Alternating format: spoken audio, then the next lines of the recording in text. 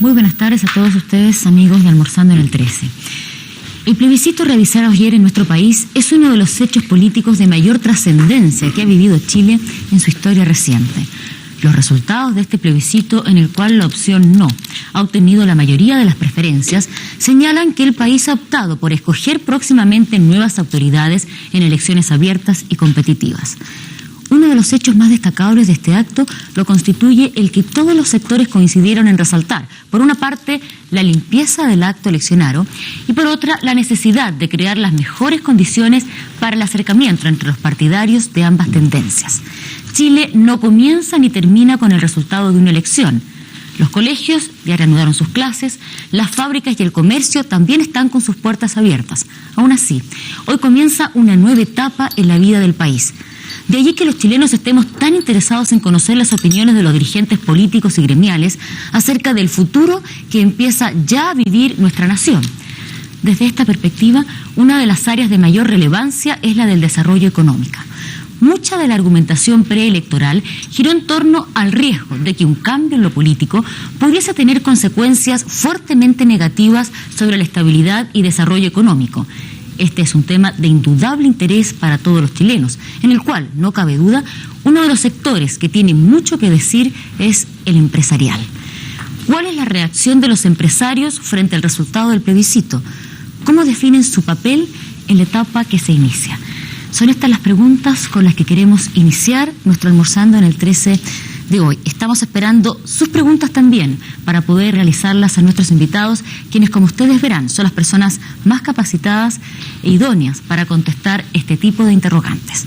Nos acompañan y están con nosotros hoy día don Manuel Feliú, presidente de la Confederación de la Producción y del Comercio. Yo quiero decir que esta organización tiene 6 ramas diferentes y a ella pertenecen, están afiliados cerca de 850.000 empresarios del país. En total, aproximadamente se estima que habrá cerca de 1 millón. Por lo tanto, queremos decir que es suficientemente representativo de lo que ocurre con los empresarios en nuestro país. Está también con nosotros don Fernando Agüero, quien es presidente de la Sociedad de Fomento Fabril, una de las ramas precisamente de la Confederación. Yo quiero iniciar nuestro diálogo de hoy en un almorzando que estoy seguro todos ustedes están siguiendo con mucho interés, lo mismo que tenemos nosotros, de acompañarnos y de empezar a ver qué ocurre con nuestro país. Y lo primero sería preguntarle cuál es su reacción frente a los resultados de este plebiscito y a cómo se realizó este acto en nuestro país. Don Manuel. Yo quisiera decir a la opinión pública que me siento muy orgulloso de ser chileno.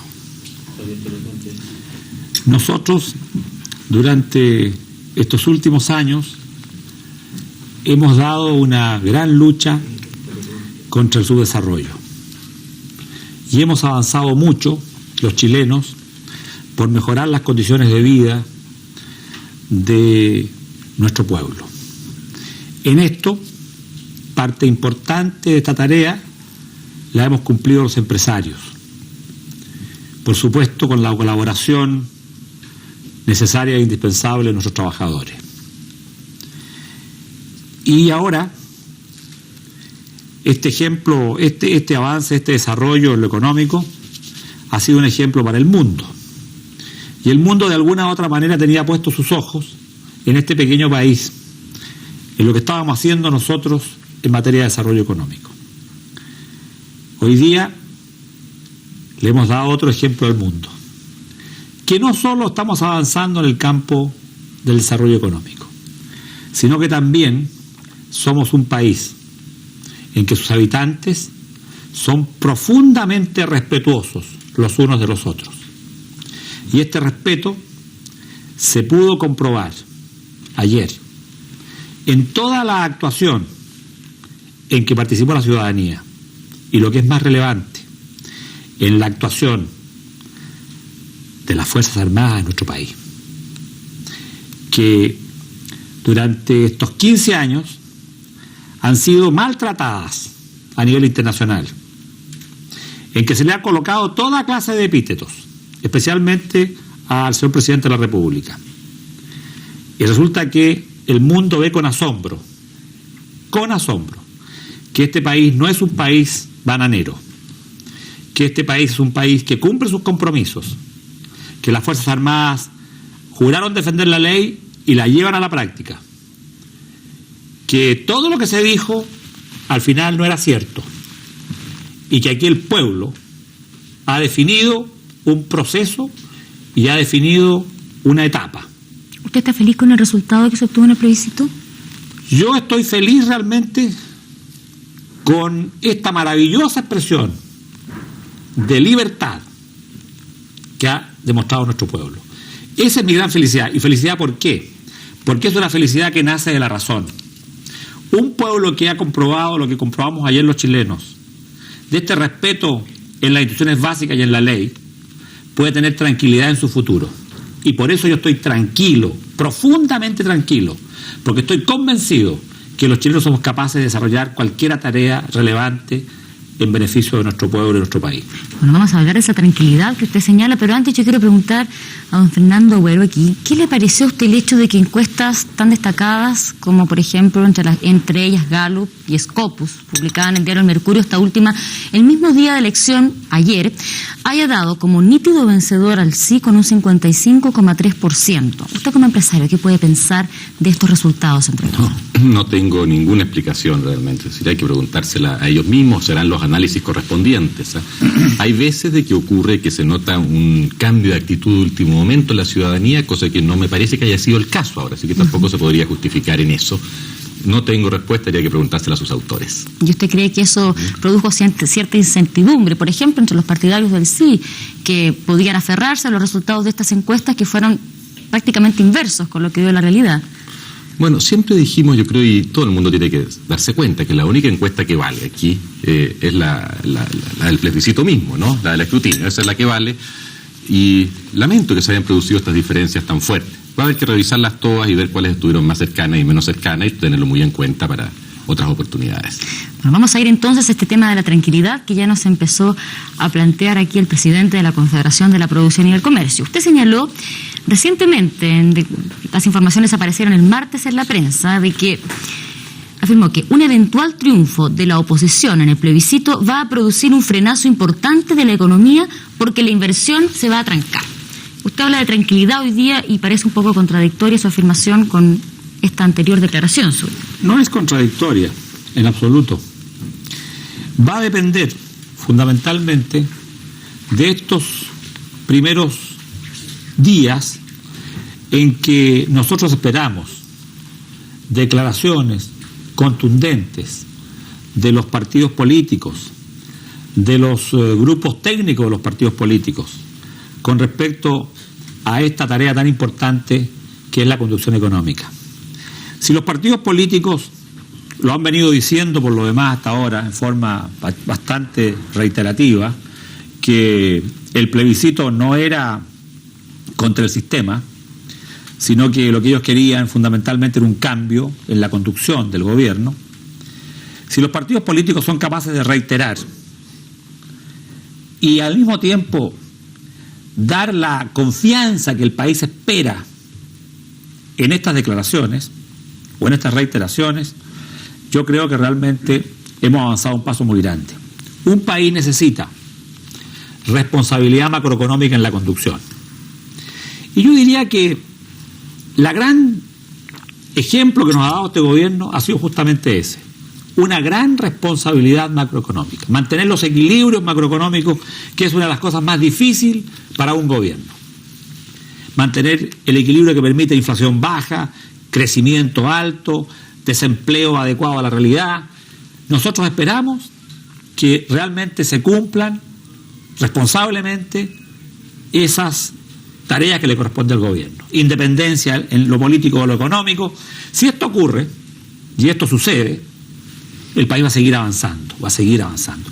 Ahora, en un primer tiempo, yo siempre me refería a la primera etapa. Evidentemente que un profesional, como somos los empresarios, tenemos que visualizar el futuro, pero con los pies sobre la tierra. No podemos crearnos falsas ilusiones.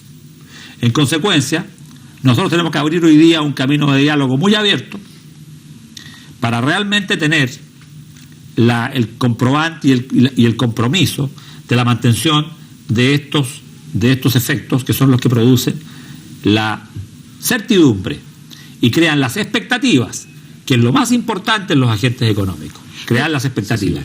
Yo creo en las expectativas hoy día realmente, y creo realmente que vamos a ser capaces de superar esta primera etapa. Lo que es muy importante es decirles que, a nuestro juicio, el sistema económico, el modelo económico basado en la libre empresa, no fue derrotado ayer en el plebiscito, en absoluto. Al revés, un 43% de la ciudadanía abiertamente respaldó toda esta profunda transformación económica que ha vivido el país. Y además, sabemos muy bien, y el país lo sabe, que hay un cierto sector de cierta importancia que apoyó el no, pero que sabemos que también está con el modelo económico. Entonces, aquí viene la cosa. ¿Cómo va a ser interpretado por los partidarios del no este resultado, especialmente por los líderes de los partidos que apoyaban el no? Si llega a ser interpretado erradamente como que hay que introducir modificaciones en el modelo económico, indudablemente que vamos a tener efectos malos. Y por favor, eso sería un error de diagnóstico gravísimo, porque la verdad es que no ha sido rechazado el modelo. Entonces, al contrario, hay que reiterarlo, redefinirlo y demostrarle al país de que las cosas se van a mantener. En ese caso no habría los problemas con inversión, y si no, los van a ver. No habrían problemas en el empleo, y si no, los van a ver. Por eso yo los llamo a los dirigentes, especialmente a los cuadros técnicos de los partidos de oposición, a que interpreten bien este resultado, porque si hay un respaldo al modelo económico, ellos deben también entonces asegurarse que él pueda seguir operando. Ya, pero vamos por parte, porque previamente también han habido declaraciones de los economistas por el no, del Comité Técnico de los Economistas por el no, en que ellos han señalado precisamente lo que usted dice, respeto por la libre empresa y fomento por la libre empresa y el rol del empresario. Vigencia del sistema de mercado y así otra cantidad de variables y en lo cual han dicho que básicamente ellos no quieren cambiar la estructura de este modelo económico. ¿A ustedes les basta con eso? No, es que también han dicho otras cosas que yo quisiera no repetirlas porque no quiero que ellas lo repitan más tampoco, como eventuales aumentos de impuestos, tratamiento discrecional a la inversión extranjera, capitalización de algunos bancos. Anuncian fijación de algunas tarifas, han anunciado muchas políticas de medidas económicas sin un financiamiento definido, sin un financiamiento claro. Yo me quedo con esos principios que tú señalabas. Yo creo que lo otro es un poco, lo voy a asignar como parte de la campaña electoral. Ahora damos vuelta a la página, reconocemos que el sistema económico está operando bien, hay que profundizar la redistribución del ingreso, perfecto, ya estábamos en eso y eso hay que acentuarlo más, pero de tal manera de que si todos estamos de acuerdo en que la cosa va bien, como va en los principios, no anunciemos cambios aparentemente inocentes, pero que pueden no ser tan inocentes a la larga. Sin embargo, durante este año no debieran haber esos cambios en la conducción económica. Sin embargo, ustedes prevén cambios, como señalaba usted, en el caso de que los resultados en el próximo plebiscito, estoy leyendo textual sus declaraciones, generen incertidumbre entre los agentes económicos, vale decir, ahorrantes, consumidores, inversionistas y empresarios, las proyecciones arrojan un resultado altamente inconveniente para el país y los trabajadores. Exacto. ¿Señales de qué tipo se refieren ustedes? Sin duda alguna, cambios, espero yo que no hayan cambios en la política económica durante el año, estoy casi seguro que va a ser así. Lo importante es que no se genere incertidumbre tampoco, y eso depende ya no de nosotros. Nuestro llamado a los empresarios a que sigamos trabajando poniéndole el hombro como se ha hecho siempre. Depende justamente de los partidos de oposición en este momento que no introduzcan ideas, conceptos que generen incertidumbre en el sector empresarial. Eso es lo que sería fatal en este momento. ¿Ustedes pueden definirme 5 variables que tenderían a generar incertidumbre en los empresarios, en ustedes? Evidentemente que hay, no solo 5, sino que muchos más. Pero yo diría lo siguiente, que nosotros estamos enfrentados ahora a otro proceso político. Y en consecuencia, el proceso político que viene por delante es el proceso político definitivo que establece el marco constitucional. Y en consecuencia, ahí juegan un papel importante los partidos políticos en esta etapa. Porque hay que pensar que tenemos por delante una tarea, que es la tarea de elegir un gobierno y elegir un parlamento. De manera de que en esa elección del Parlamento y del Gobierno realmente se están jugando las grandes variables futuras.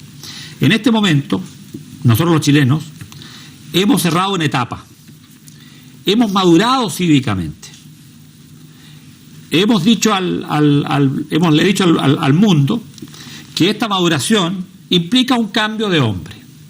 Recordemos nosotros que durante la última guerra mundial, Inglaterra ganó la guerra con Churchill.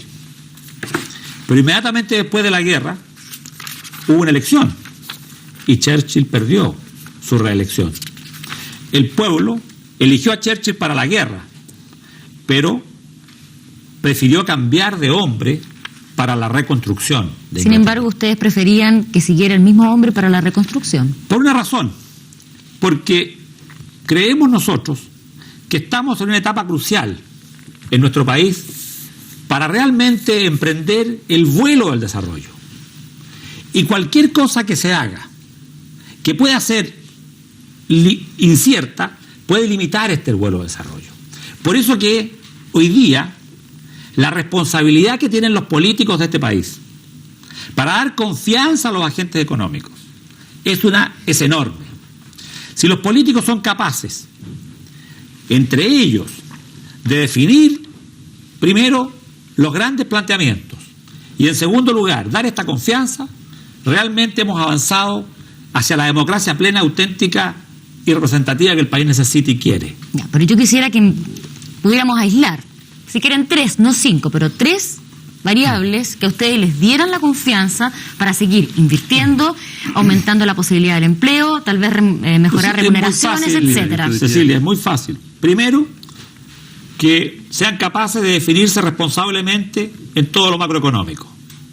Que siga existiendo absoluta libertad de emprender y que se produzca la libertad microeconómica, la libertad empresarial. Si son capaces realmente de producir la responsabilidad, de dar confianza de que van a ser responsables macroeconómicos, que va a haber una división profunda entre lo económico y lo político, que no se van a confundir lo económico y lo político, y esta división va a permitir que los agentes económicos desarrollen su tarea y el gobierno desarrolle su tarea de gobernar, no hay duda alguna que este país es capaz de alcanzar la cifra de desarrollo y las metas que necesitamos. No se requieren tener 4, 5, 6 lineamientos, sino que simplemente responsabilidad macroeconómica y libertad microeconómica. Esas dos grandes cosas son las que permiten el desarrollo. Pero ¿cómo explicaría eso que usted señala? Más concreto. Sí, es que quisiera hacer una pregunta porque lo que señala el señor Feliu es bien importante en algo. Usted señala que ha estado fantástico, en otras palabras, el manejo macroeconómico y microeconómico. Y desde esa perspectiva, ¿cómo se entiende que en regiones donde había, por ejemplo, este marcado aumento de las exportaciones y por lo tanto donde se suponía que había muy poco desempleo, haya ganado el no? Porque ha sido un proceso. Porque la votación, en definitiva, como te decía, no se dio en torno a un apoyo o rechazo al programa económico. Yo creo que se dividió eso más bien en torno a otros conceptos mucho más relacionados con el hecho de tener o no tener elecciones abiertas dentro del próximo año. Me parece que eso fue un poco lo que orientó a mucha gente en la decisión del no, y no fue lo estrictamente económico. Eso por una parte. Y por otra parte, porque la recuperación de la economía viene de solamente hace 3 o 4 años. Se privilegió primero el aumento del empleo. Me estás diciendo tú que ahora había muy poca desocupación en esos sectores. Se privilegió luego la inversión. Ahora la producción. Y ahora, desde no hace más de un año, han aumentado realmente las remuneraciones en el país. Y nosotros esperamos y deseamos evidentemente que sigan aumentando, porque nos interesa el progreso económico para eso, para el bienestar de la gente, no para las estadísticas o para los balances, sino que para el bienestar de los ciudadanos. Perdón, Fernando, pero te quiero dar las 3 medidas, oye, concretamente. Por lo menos 3. Claridad de que no se van a aumentar los impuestos en el país. Eso fue una lesera que se planteó. No, si no hay para qué aumentarlo. Si en el fondo cuando se aumentan los impuestos lo que se está haciendo es hacer crecer de nuevo el aparato estatal. Claridad de que no hay interés de hacer crecer de nuevo el aparato estatal. Se va a mantener el rol subsidiario del Estado. Es decir, aquellas cosas que las puede hacer la empresa privada, que las hagan ellos. El Estado asumiendo la responsabilidad en aquellos tipos de actividades y de empresas en las cuales no puede intervenir directamente el privado. Tratamiento discrecional a la inversión extranjera. Eso, claro, causaría incertidumbre sobre todo los inversionistas extranjeros. Entonces, claridad de que se van a mantener las reglas del juego en materia de relación de inversión extranjera. Ahí tú tienes 3 elementos bien simples. Que todo en el fondo se reduce a una cosa, esta responsabilidad en el manejo macroeconómico, yo creo que planteaba también Manuel, que en esencia es que no se va a gastar más que lo que se tiene. Eso es todo. ¿Usted considera que todo lo que se ha estado haciendo hasta ahora en el ámbito económico es correcto y es lo más adecuado para el país? Porque, por ejemplo, usted me plantea lo de los impuestos. El tema de los impuestos ha sido bastante difícil, así como ustedes tienen una posición más bien clara, bastante difícil de abordar en los economistas que estaban por el no, porque saben precisamente el temor que produce en los empresarios, el que se aumente los impuestos.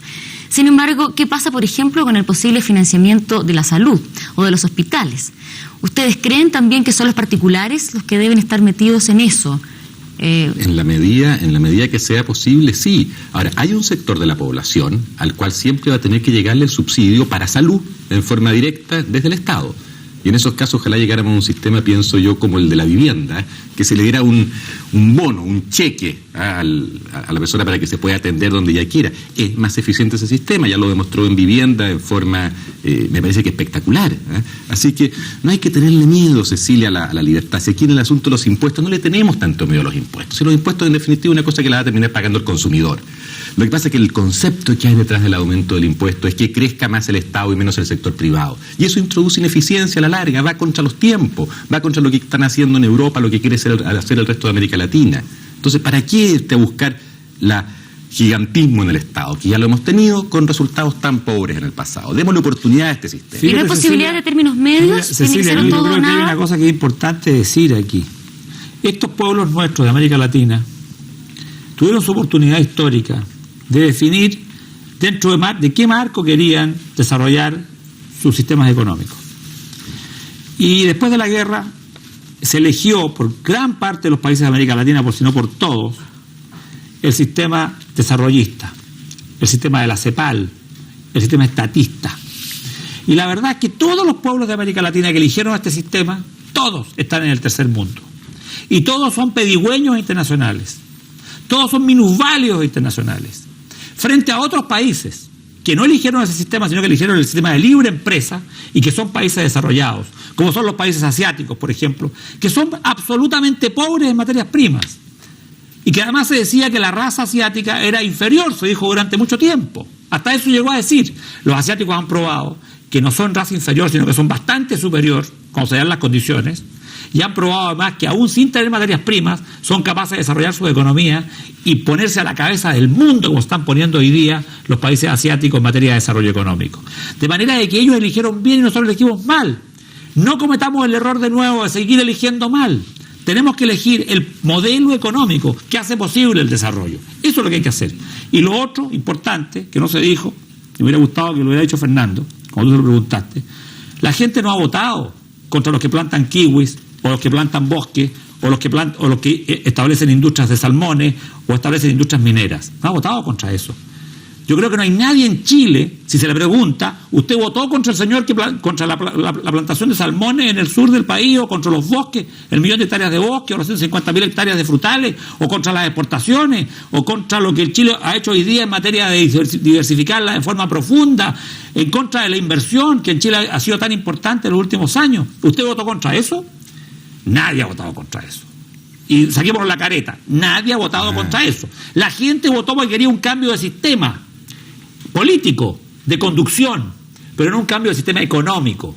La gente votó porque a 15 años realmente, muy probablemente mucha gente tenía cansada. Y en el no hay mucha gente, más de lo que la gente cree, que está por el sistema económico que nosotros somos partidarios, por la libre empresa. Bueno, usted nos ha puesto en un tema re importante. Por eso, déjame terminar esta idea. Justamente por lo que está señalando Manuel ahora, es que tiene que quedar claro que nuestra esperanza en este momento, y yo te diría casi mi convencimiento, es de que se van a aclarar las cosas por parte de los partidos en el sentido de crear y generar una tranquilidad auténtica en el sector empresarial para que no se vea deteriorado todo este proceso de crecimiento económico. Confiamos en eso y yo creo que así va a ser. El hecho de que hayamos mencionado las cosas es para que justamente destacarlas, pero es para que no ocurran, por favor, y la gente tiene que tranquilizarse y pensar de que así va a ser.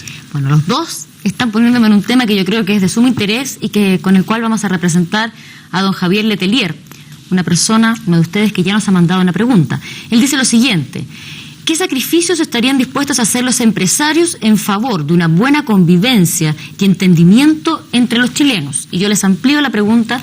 Ustedes han pedido cosas a los economistas que están en este minuto en la oposición, que han ganado esta elección.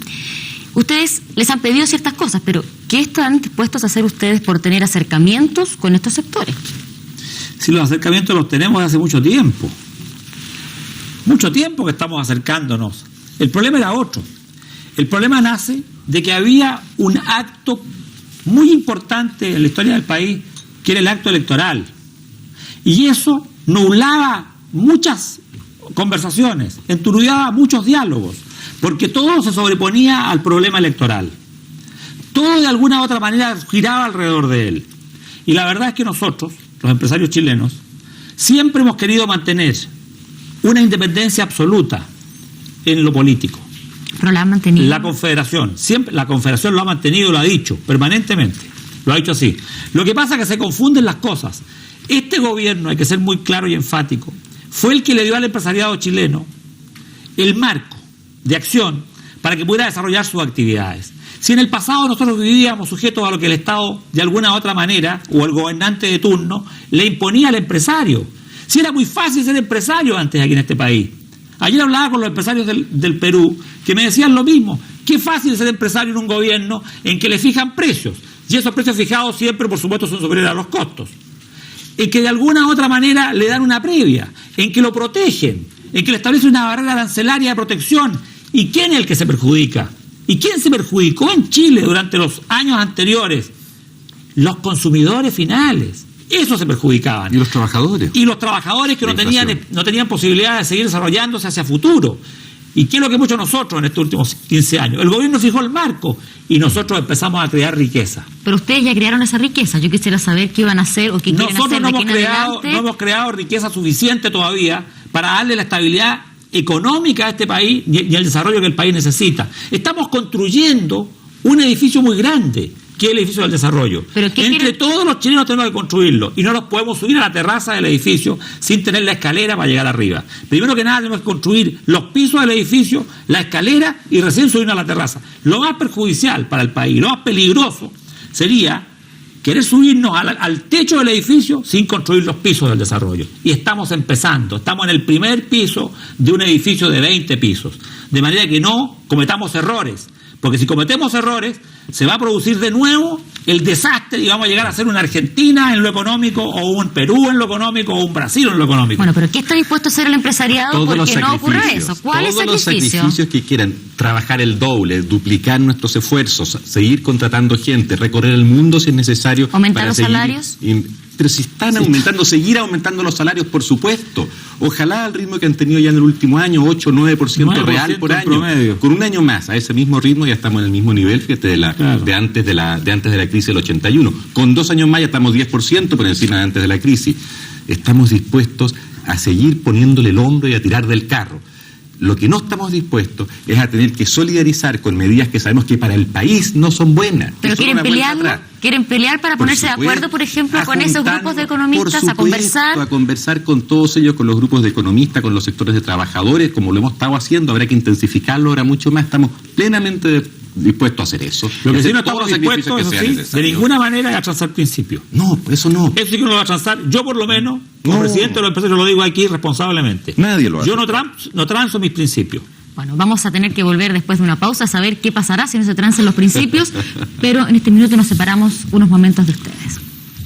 Estamos ya con ustedes y antes de seguir con sus preguntas, quiero que Manuel nos explique a qué se refiere con no transar en sus principios y qué está dispuesto a hacer para no transar en sus principios.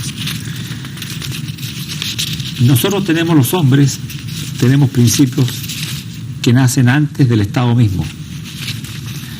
Nosotros cedemos una parte de nuestros derechos políticos para que sean manejados por nuestros representantes en las distintas instancias de la política nacional y hoy día, aún más que eso, en instancias de política internacional también.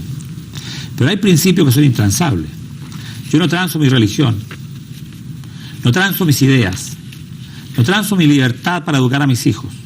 En una palabra, no transo mi libertad. Y la empresa de la libertad que hemos construido los chilenos estos últimos años para separar del Estado que nos asfixiaba en el pasado, que nos controlaba en todo, que nos decía qué teníamos que hacer, qué teníamos que comer, qué teníamos que vestir, qué teníamos que comprar, cómo educarnos, en qué colegio. El Estado prácticamente había establecido una especie de protección y los chilenos, en cierto modo, durante muchos años vivimos protegidos y nos sentíamos muy, tal vez, de acuerdo con esta protección del Estado. Pero resulta que el mundo ha tenido muchas crisis y los estados son como un padre de familia. Los recursos se les acaban cuando vienen las crisis. Y cuando no hay recursos, los estados no pueden entregar a lo que el público o la gran masa espera de ellos. En consecuencia, tiene que ser el hombre el que enfrente su desarrollo. con creatividad, con innovación, con esfuerzo, con sacrificio, con trabajo. En una palabra, el hombre con trabajo y con sudor forma su propio destino. ¿Qué le puede decir a los desempleados de esa perspectiva? El desempleo es un problema mundial, es un problema de crisis mundial. Y justamente como ha habido estas crisis mundiales tan profundas, es que están cambiando las políticas económicas en países hasta detrás de la cortina de hierro. Hoy día, los rusos, y ha tenido un éxito muy importante hace 2 o 3 días atrás, Gorbachev, ¿no es cierto?, en su conducción económica, están con una política que ellos denominan la perestroika, que son cambios, y que pongan el nombre que le quieran poner, pero en el fondo es incentivar el espíritu de creatividad del ser humano, a través de darle incentivos a este ser humano para que produzca, porque esas economías socialistas fracasaron para darle al ser humano lo que el ser humano pedía. Y los países que han tenido éxito en esto han sido los países que han creído en el sistema de libre empresa y lo han implantado en sus países. De manera de que de alguna u otra manera eso está probado. Lo que nosotros necesitamos es justamente mantener este sistema, incentivarlo, porque es el sistema que da más trabajo, paga mejores remuneraciones y da mejor estándar de vida a la población. Los chilenos en estos años hemos logrado tener y vislumbrar, ¿no es cierto?, un éxito en lo económico. Y estamos camino justamente a hacer que este éxito sea pleno. No podemos perder lo que hemos ganado. Y esa es responsabilidad de los políticos de este país, más que de nosotros. La responsabilidad nuestra está en una sola palabra: en crear riqueza. Esa es nuestra responsabilidad. Si en la medida que nos dejen crearla, la vamos a crear. Bueno, nuestro público está muy interesado en este tema del empleo y de los salarios.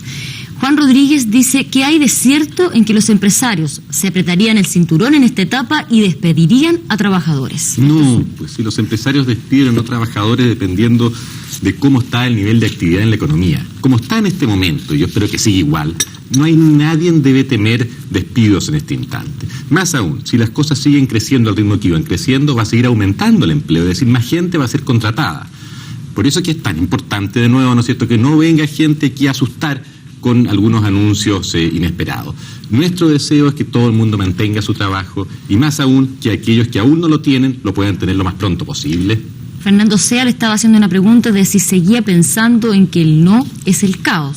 Tal vez con lo que acaba de decir usted ha contestado esa pregunta. Yo espero que los voceros del no eviten el caos. Perfecto. También otra pregunta. Como lo están haciendo, quiero destacar cómo lo están haciendo. Y anoche el vocero oficial en este canal, me parece que en forma muy oportuna y inteligente ayudó a crear la concordia y estabilidad mental en el trabajo y en el desarrollo del país. Marisol, le pregunta a los dos, ¿cómo piensa usted que puede hacerse una redistribución del ingreso sin cambiar el sistema económico? Es un tema que por supuesto que ha inquietado a toda la ciudadanía. Ahí hay una cosa que es bien interesante, La redistribución del ingreso fundamentalmente está relacionada con la creación de riqueza. Nosotros ya vivimos una experiencia en el pasado. Repartimos lo que había y destruimos el país. La verdad que lo que hay que redistribuir es lo que se crea. Es lo único ético y legítimo. Y en consecuencia tenemos que necesariamente crear más riqueza para seguir redistribuyéndola. Y esto lo hace el mercado de forma bastante simple. Ahora, por supuesto que el Estado tiene una responsabilidad. Y la responsabilidad del Estado es llegar en forma directa con sus programas sociales a los que tienen menos, a la real pobreza, a la extrema pobreza. Ahí no tiene que ir el Estado. Y tiene que ir con capacitación. Porque fundamentalmente lo que requiere esa gente que vive en la extrema pobreza es tener educación para poder ayudarse a sí mismo a salir de su pobreza. Porque ahora viven en un círculo vicioso, como decía el Papa. Y ese círculo vicioso y perverso solo se destruye creando más trabajo, creando más empleo y capacitándolos a los más pobres. Yo voy a volver a hacer un llamado a los empresarios, porque recientemente se ha dado a conocer un estudio del Instituto de Economía de la Universidad Católica, donde se señala que aproximadamente un 19 y algo % de los chilenos viven en la pobreza, y de ahí desglosaba entre pobreza y extrema pobreza. ¿Qué papel tienen los empresarios, cree usted, en la lucha por la erradicación de este verdadero mal que todavía tiene nuestro país? Muy grande. Y la prueba, y yo creo que lo están haciendo bien en erradicarlo y tienen que continuar en eso y seguir. La prueba de ello está que la misma Universidad Católica hace unos 4 años atrás nos indicaba que esta cifra era superior al 25%. En la medida que se han ido creando las condiciones en el país para que la libre empresa vaya generando más trabajo y más riqueza, ha ido disminuyendo. Ahora el 19, y ojalá que se mantengan las cosas así, podamos en un periodo, no sé, a lo mejor de 5 años, ya tener esa cifra en una cantidad mínima. Y prueba de ello está que los países con mejor distribución del ingreso, Japón, te veo que siempre se da de ejemplo Japón, donde hay menos diferencia entre los ingresos mínimos y máximos. ¿Cómo lo ha hecho? Justamente en un sistema en el que al cual ha dejado operar el mercado y se ha confiado en la libre iniciativa de las personas. Así que hay que tener fe en la capacidad de cada uno y en la capacidad de los individuos. Y hay que darle tiempo, si las cosas no se pueden hacer de un día para otro. Pero pongámonos además la pobreza es un problema universal. Sí, pero pongámonos un minuto en la vivencia de cualquiera de las personas que viven en la pobreza. Dejemos de lado un poco las cifras que además han sido tan controvertidas porque depende de quién las haga, qué número de personas en la pobreza vive en este país. A mí pero no me gusta hablar de la pobreza, tengo demasiado respeto. Ya, pero pongámonos en el pellejo de alguna de esas personas. ¿Cómo puede este mensaje que usted está diciendo, de aquí a 5 años nosotros esperamos esto, o no teman, en la medida que la libre empresa pueda trabajar va a haber expansión en la economía, etcétera? ¿Cómo puede este mensaje llegarle a una persona que se encuentra en esa situación, viviendo el cómo se come en esa casa todos los días? Yo creo que lo primero es que aceleremos la contratación de gente, aseguremos los programas, por ejemplo, de contratación de aprendices, creemos las condiciones para que ellos tengan trabajo, nos lo dijo el Santo Padre, eso es lo primero. Segundo, tenemos que a lo mejor duplicar los esfuerzos en materia de capacitación. Que hay mucha gente en esas condiciones porque desgraciadamente no sabe hacer nada de nada. En una economía más competitiva, más exigida, se requieren ciertas habilidades que se adquieren en la educación, con la capacitación. Esa es otra forma como pienso que debiéramos esforzarnos más. A lo mejor lo que hemos hecho hasta ahora, que es mucho, es aún insuficiente. Tenemos que hacer más, esto tenemos que revisarlo. Fíjate que el Papa, cuando vino acá en la CEPAL, fue muy enfático. Y yo realmente quedé muy impactado por las palabras del Papa. Porque el Papa cree en la libre empresa. Cree en la reconocida, dijo el Papa, eficacia de la libre empresa para sacar de la pobreza a los más pobres. ¿Por qué entonces vamos a dudar nosotros de que somos eficaces a través de este sistema para sacar a la gente de la pobreza? A mí personalmente me gusta muy poco hablar de la pobreza porque le tengo demasiado respeto. Y lo que yo hago fundamentalmente es crear riqueza y a través de la creación de riqueza sacar a la gente de la pobreza. Ay, pero ¿cuánto ha aumentado usted el salario de sus empleados? Porque, por ejemplo, aquí don Claudio Bianco dice ¿cómo afectará a la economía del país este cambio? ¿Qué pueden esperar los trabajadores respecto a sus salarios? En un caso concreto como usted, por ejemplo. Yo le puedo decir es que en el fondo es un jactancioso. Pero ¿por qué no le preguntan a mis empleados en cuánto le hemos aumentado sus remuneraciones en los últimos 2 años? En los últimos 2 años yo creo que deben estar muy, muy satisfechos de cómo hemos manejado nosotros la situación de remuneraciones. ¿Pasa en todas las empresas? Porque nosotros nuestra remuneración promedio, en que tenemos más de 1.500 trabajadores, eliminando al sueldo de los gerentes, es de sobre 125.000 pesos. Sería estupendo trabajar en su empresa. Es estupendo trabajar en mi empresa, y hacer mucho más estupendo todavía, porque yo estoy convencido y creo en lo que hago. Yo estoy creyendo en lo que hago, siempre he creído, y tengo gran fe, profunda fe, en que somos capaces de conducir este país a un futuro realmente de grandeza. No tomemos el caso suyo, ni tampoco el suyo, don Fernando, pero las personas que están afiliadas a las agrupaciones que ustedes presiden, ¿tienen esta misma conciencia que ustedes respecto al aumento de salarios? Es decir, si la empresa está obteniendo reales ganancias, porque también se entiende que de repente la empresa está en dificultades, pero así como se pide apretar el cinturón cuando hay dificultades, también se les... Yo creo que esta creencia, como la llama, se va generalizando cada vez más. Realmente lo vemos, todas las actas de avenimiento, por ejemplo, los convenios colectivos se están cerrando ahora prácticamente el universo de ellos, con reajustes de varios puntos por sobre el índice de precios al consumidor. Eso ya es una forma de ir traspasando, y las estadísticas lo están indicando. Y lo que es más relevante de todo, a mi juicio, las ventas lo están indicando, porque ¿por qué están tan buenas las ventas? Las ventas están buenas porque el poder adquisitivo de la población ha aumentado. Ha aumentado el número de personas que compran, hay más personas trabajando y el ingreso medio de cada una de ellas también. Y eso tiene que continuar. No quiero con esto que quede la sensación de que estamos satisfechos con lo que se ha hecho, por favor. Al contrario, el aumento de los ingresos es un proceso que se desencadenó no hace más de 1 año y que tiene que continuar bastante tiempo más hasta que realmente podamos decir de que los beneficios del sistema están alcanzando a todos. Eso va a ocurrir si nos dejan hacerlo. Bueno, hemos hablado de los temores que podrían tener los empresarios con... Primero que nada quiero decirle algo, porque es muy importante esto. Temor nosotros no tenemos. Sí. El único temor que yo siempre he tenido es tener temor. Bueno, Nunca he tenido temor. pero Si no, no hemos sería hablado de las empresario. aprehensiones, Si no, no sería empresario ni sería presidente de los empresarios de Chile, no me habrían elegido si fuera temeroso. Es que quiero plantearles un temor de otras personas. Eso sí. Vale. Han tenido aprehensiones, podemos ponerlo en esas palabras. También hemos hablado tal vez de algunas aprehensiones de los trabajadores, como vemos acá en las preguntas, de por ejemplo los posibles despidos. Hay un temor que también existe, por ejemplo, en estos economistas que se han concertado por el no, y es qué va a pasar durante este año. Porque dicen, bueno, resulta que durante este año se puede hacer un manejo irresponsable de la economía, que tendría ciertos beneficios para la población, pero que dejaría muy mal pie al gobierno que tuviera que recibir esa economía.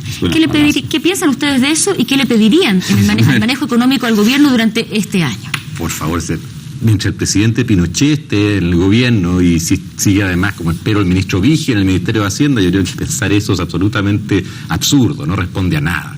Es otro de estos rumores, no sé, es de esperar que no haya ninguna embajada detrás de este rumor ahora, pues, pero no tiene ningún sentido, eso es absurdo. ¿Te das cuenta que durante este periodo de tiempo en que se ha vivido un acto eleccionario, el gobierno tenía herramientas para haber hecho cualquier cantidad de cambios en la política económica para beneficiarse electoralmente y no ha hecho nada?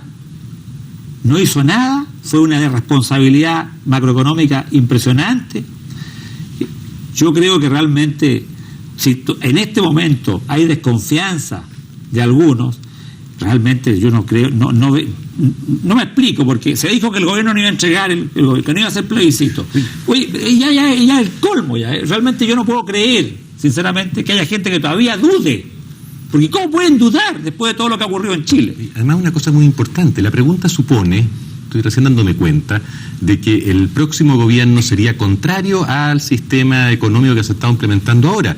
Ese es un juicio bastante aventurado. Yo no creo que vaya a ser así. Al contrario, si el país mayoritariamente quiere un sistema económico como este, en consecuencia, si los políticos, los partidos se organizan bien conforme a este concepto y se agrupan de esta manera, quiere decir que el próximo gobierno va a ser un gobierno que va a compartir estos postulados de libre empresa. Lo que estaría implícito como algo distinto en la pregunta, por eso lo quería aclarar. Perfecto. Yo creo aún más, yo creo que el sí, que perdió ahora, va a ganar. En las elecciones próximas. En las próximas elecciones. Es un sí homogéneo. Porque no es heterogéneo y el claro, sí es muy homogéneo. El sí es homogéneo. Eso es cierto. Y en consecuencia, este es el sí. Si se ponen de acuerdo los políticos de este país, lo que interesa es que gane el país. Y el país necesita un sí de los políticos, porque el no es negativo y el sí es positivo. Y el país quiere positivo futuro y no negativo futuro. Bueno, yo les quiero pedir que vayamos contestando lo más rápidamente posible todas las inquietudes de nuestro público para que ojalá, respecto a lo que es el papel de los empresarios, al menos quede claridad en este camino que se ha iniciado. José Luis Cerda dice, habiendo renunciado al gabinete, ¿pedirán que siga el ministro Vigil? Sí, bien corto. Bien. Ya lo dijo Fernando. Ya, vienen muchas preguntas en este caso María Teresa Vargas, de Ricardo Muñoz y de otras personas más que hablan de la inversión extranjera. ¿Qué cree usted? ¿Creen ustedes que va a haber mucha fuga de capital extranjero ahora que el no ha ganado?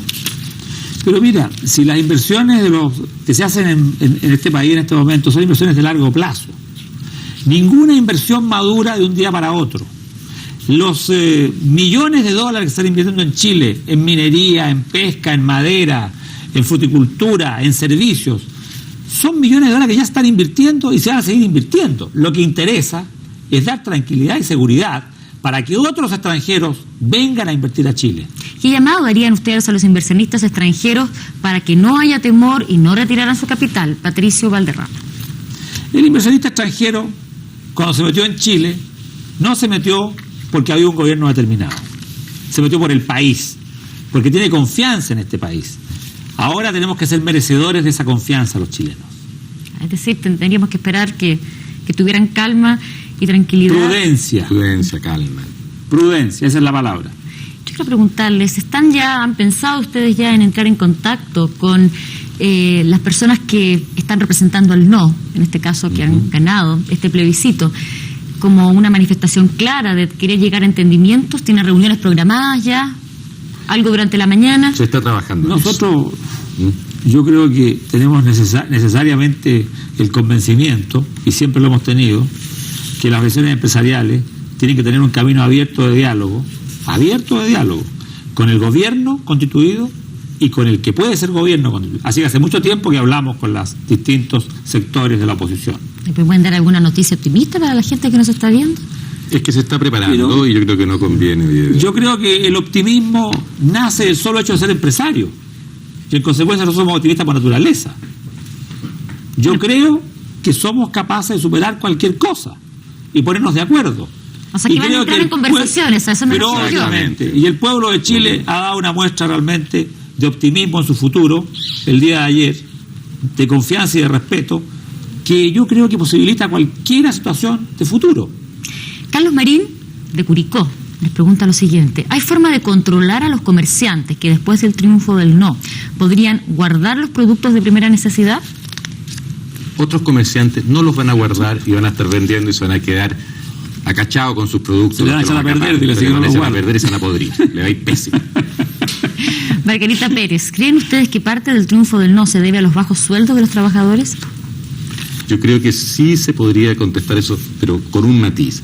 Aún hay sectores de trabajadores a los cuales no les han llegado los aumentos de sueldo. Te lo digo de otra manera. El 43% del sí se debe a los buenos sueldos de cientos de miles de trabajadores en Chile. Bueno, con estas palabras de don Fernando Agüero vamos a finalizar este Almorzando en el 13 de hoy. Les quiero agradecer a ambos, que sé que en un día muy ocupado hayan venido a compartir con nosotros para contestar la gran cantidad de inquietudes que, por supuesto, sobre este tema ha habido antes de que hubiera el plebiscito y que, por supuesto, ahora había mucha necesidad de responder. Para mañana los quiero invitar a otro Almorzando en el 13 y yo con ustedes me veré en una próxima oportunidad. Muy buenas tardes y gracias.